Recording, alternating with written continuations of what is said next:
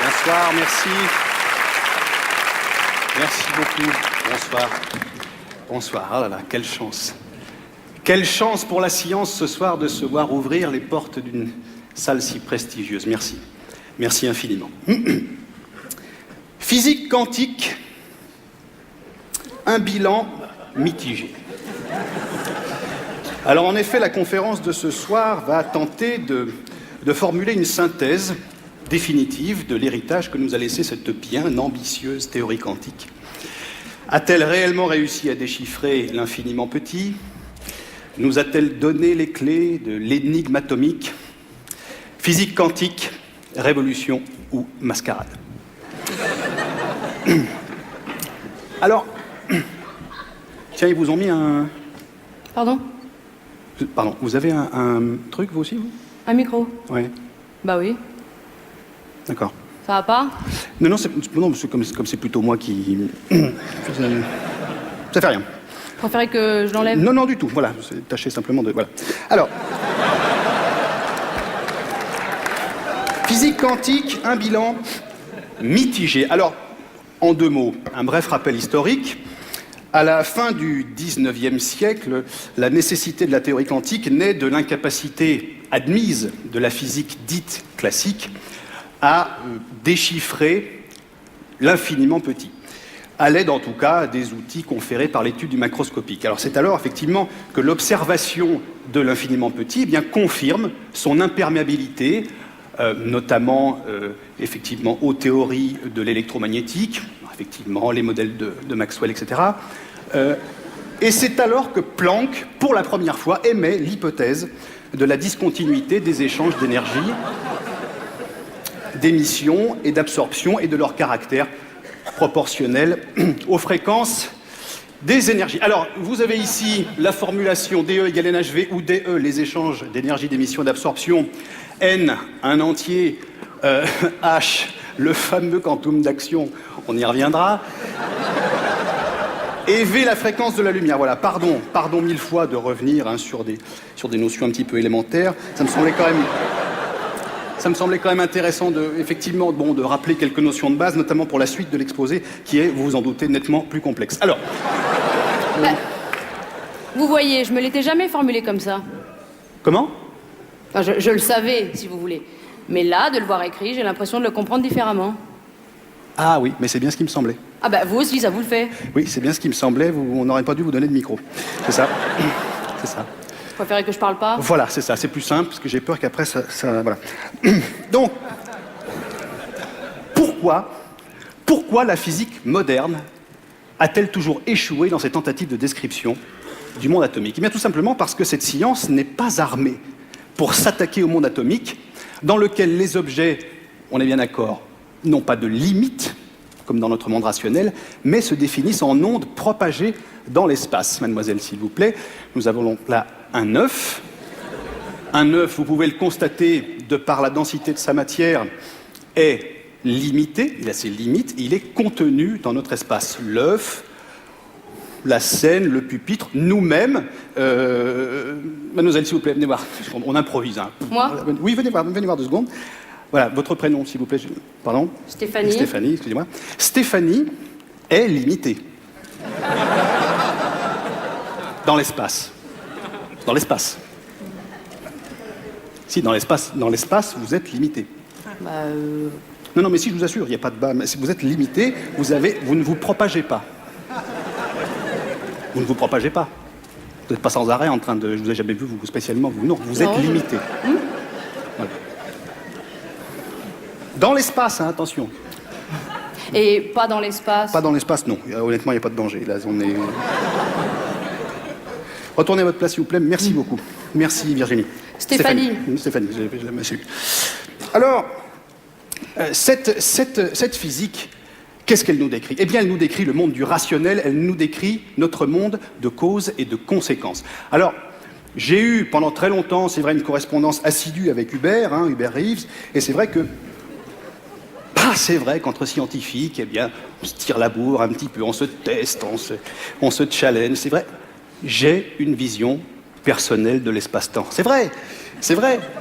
Alors au début, Hubert Reeves a un petit peu résisté, et puis il a fini par admettre, parce que tout le monde sait, c'est-à-dire qu'effectivement, il y a un problème dans les notions quantiques. Il me l'a dit dans une lettre que je vous ai mise là, simplement pour vous montrer, mademoiselle. Ah, mais non, c'est pas celle-là. Pardon? Aïe, aïe, aïe, c'est pas celle-là. Mais vous m'avez dit de scanner la lettre d'Hubert Reeves. Oui, mais c'est pas celle-là. Il y en avait une autre. Ah, oui, enfin, les autres, elles n'étaient pas tellement plus... Il y en avait une qui était un petit peu mieux aussi, quand même, un petit peu mieux. Aïe, aïe, aïe, aïe, c'est ma faute, je me suis mal exprimé, pardon. Vous en avez pas scanné d'autres, de toute façon? Ah bah non. D'accord, bon, bah ça fait rien. On va continuer, par contre, vous pouvez l'enlever, s'il vous plaît, parce que j'ai pas envie que ça... Voilà. Oui. Donc, un monde de causes, un monde de conséquences. L'œuf, conséquence de la poule, conséquence de l'œuf. Quel binôme célèbre, s'il en est, du monde des causes et des conséquences. Eh bien, envisageons ce soir un troisième élément, le coq, s'il vous plaît. Le coq, à la fois élément capital et secondaire de la relation œuf-poule. Car, secondaire, tout le monde sait pourquoi, primordial, car il faut qu'il féconde l'œuf pour que celui-ci donne naissance à un poussin, etc., et redonner naissance au fil des causes et des conséquences. Et voilà le coq qui représente la question la plus épineuse à laquelle la science a eu à se confronter, une question qui reste encore aujourd'hui sans réponse. Mademoiselle, sur le coq, où se trouve la bite? Alors, on a procédé à un sondage.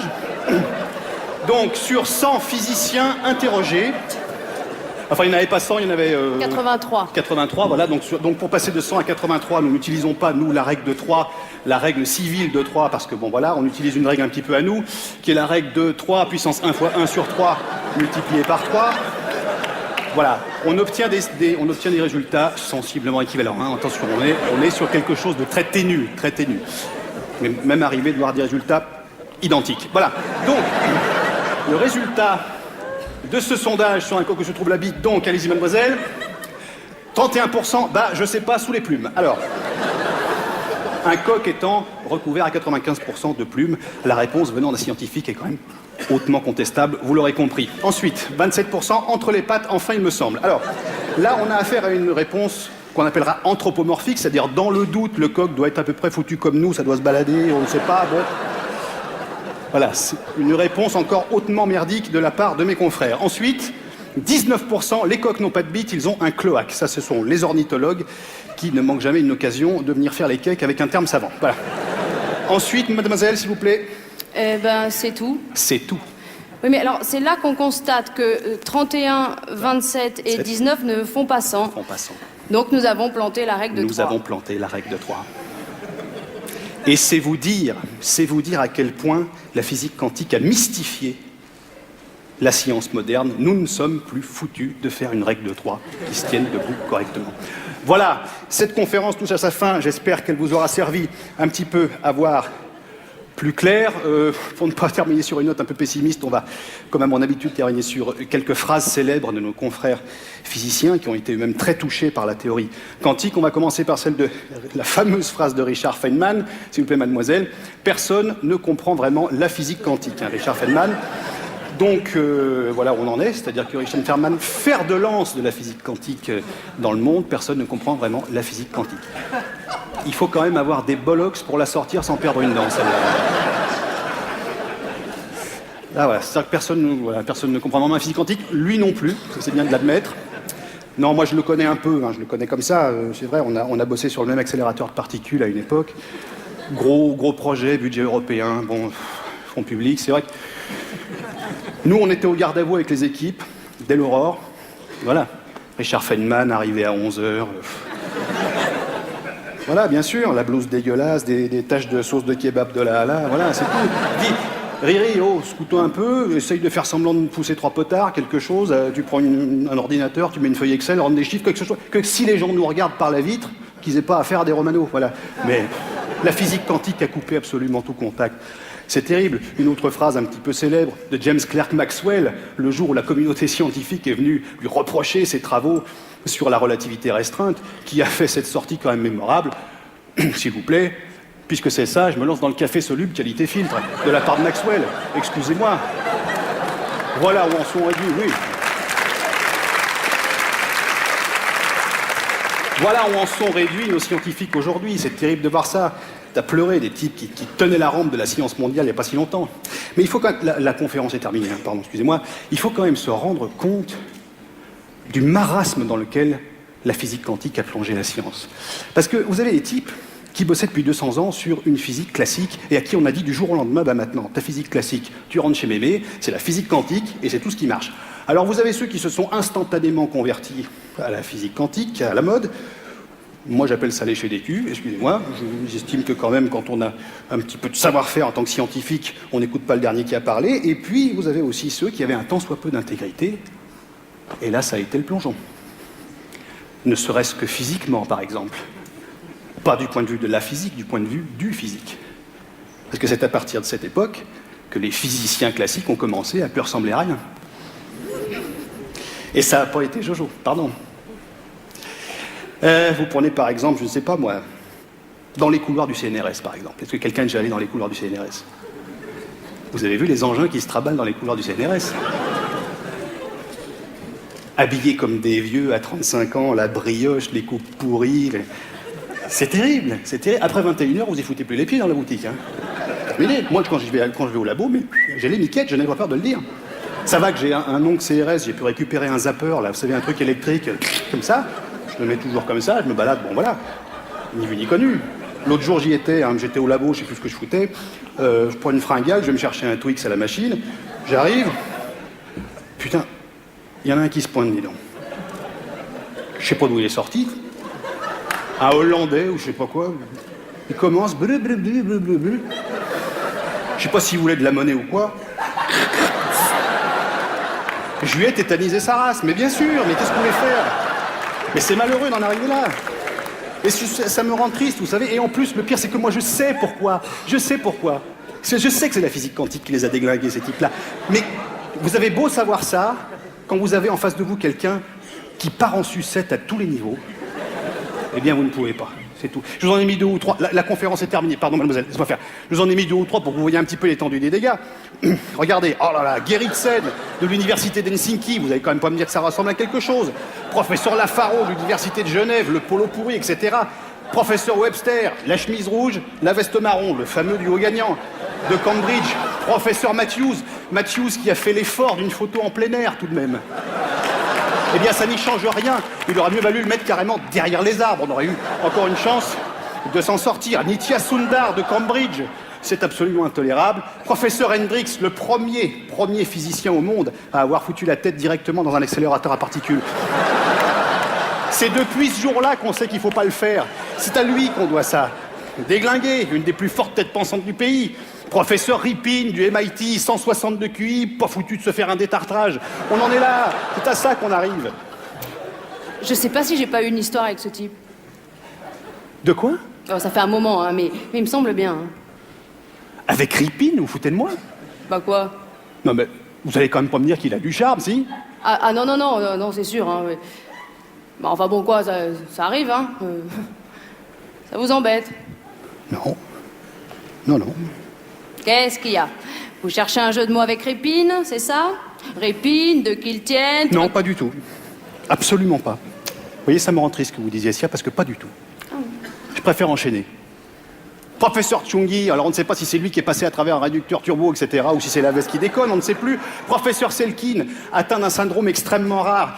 Elle est atteinte de ce qu'on appelle, dans notre jargon, la coupe à géométrie variable spontanée. C'est-à-dire... Parce que là, pour la photo, elle s'est débrouillée à faire un tétraèdre à peu près correct. Mais moi, j'ai déjà mangé en face d'elle dans un séminaire. Elle est partie sur un solide à 20 faces, 30 faces. Elle a été obligée de quitter la table. Voilà, on en est là. Et c'est terrible. Oh là là, professeur Matthews de Stanford University. 20 jours dans une cage à ultraviolet. Ils ont réussi à le réanimer. Ils l'ont réanimé, d'accord. Est-ce que ça valait bien le coup? C'est là que j'ai envie de poser un petit peu la question. Rapeski, on ne comprend plus. On ne sait pas si c'est le croupion, le jarret, on ne sait pas ce qu'on a, on ne comprend pas ce qu'on voit. Donc ça, c'est terrible. Voilà, Andropoulos de Stanford University. Alors attendez, Andropoulos, c'est encore plus spécial parce qu'à Stanford, il y a un règlement intérieur des plus précis qui nous dit, article 77, il est rigoureusement interdit aux enseignants atteints de calvitie de type alopécie androgénique de se laisser pousser une mèche unique de 15 bornes de long sur un seul côté de la tête en vue de la rabattre sur le dessus du crâne. C'est interdit.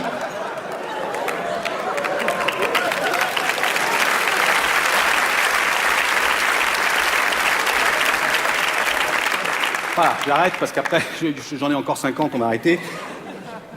J'espère que j'ai donné à réfléchir à ceux qui hésitaient encore sur la physique quantique. J'espère que je leur ai donné des éléments de réflexion. J'espère que ceux qui se disaient, peut-être cette année, je ne sais pas, on n'a pas encore le bon appart. Bon, j'espère que je leur ai donné des éléments de réflexion. Et je finirai par répondre à Blaise Pascal, qui disait que le silence éternel des espaces infinis l'effrayait, en lui répondant, bien que c'est exactement l'éternité de l'espace qui a permis la complexité moléculaire dont nous sommes faits. Nous sommes les enfants des silences éternels des espaces infinis. Voilà, Blaise Pascal, ça, c'est pour ton petit cul. Allez, salut les mecs, ciao.